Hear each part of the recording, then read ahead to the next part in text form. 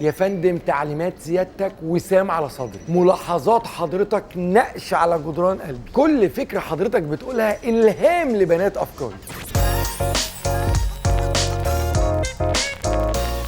في فيلم من افلام الشهيره لعادل امام، الواد محروس بتاع الوزير بيربط صباعه كده بيتعور تعويره بسيطه، فبعد ما بتبقى كده هي محور الاحداث بيربط ايديه ويكبرها قوي، ومشهد مشهور ومعروف لناس كتير قوي. ومن خلال الطريقه دي بيحاول يوصل ويبقى انتهازي وياخد حاجات مش من حقه. والحقيقه على قد ما الفيلم بشكل ما ساخر طول الوقت بيوصل الفكره ديت، لكن مجتمعنا، ومش مجتمعنا احنا بس، لكن العالم كله بقى عالم انتهازي، عالم بشكل ما وصولي. اللي بينجح هو اللي بيقعد طول الوقت يعمل ايه؟ يطبل. اللي بيطاطي اكتر واكتر بيوصل لمراكز اعلى. اللي بيقعد يقول كلام مزيف، عايز اقول لك ان مهما الشخص ده وصل كل الناس عايزه تستفيد منه، فبتبقى كلها محبات زائفه، بتبقى كلها علاقات زائفه. اول ما هيقوم من على الكرسي، او لو انت اول ما هتمشي من على الكرسي، محدش هيبقى حواليك من كل الناس اللي كانت بتحبك دي. اقف قدام كل انتهازيه قدامك، اقف قدام كل وصوليه سواء انت بتطبقها او بتطبق معاك. خلي بالك لو انت بتعمل كده او بتسمح بغيرك يعمل كده، انت مش بس بتاذي المجتمع، اكيد طبعا المجتمع بتاذي، لكن كمان بتاذي نفسك، لان في يوم من الايام لما يبقى المنصب مش موجود، لو انت اللي كنت في المنصب هتتاذي وهتلاقي نفسك لوحدك. الوصوليه